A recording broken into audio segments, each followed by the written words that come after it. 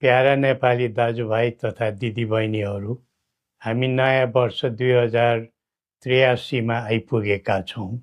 नव वर्ष आरम्भको यो परिवर्तनको पुनित अवसरमा देशभित्र र संसारका विभिन्न भूभागमा रहे बसेका सबै नेपालीहरूलाई सुख र शान्तिको मङ्गलमय शुभकामना। जनचाहना समेतलाई मनन गरी देशलाई केन्द्रमा राखेर कदम बढाउनु विलम्ब नगरौँ।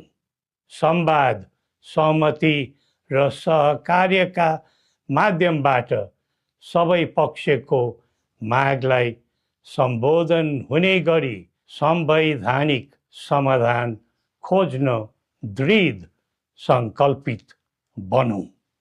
नेपाल शान्तिको भूमि बनोस्, उन्नतिको मुलुक बनोस् अनि आफ्नै मौलिक सनातन र पहिचानबाट परिचालित एवं प्रतिष्ठित बनोस्।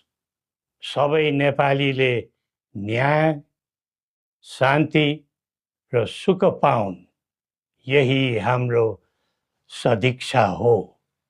श्री पशुपतिनाथले हामी सबैको कल्याण गरून्। जय नेपाल।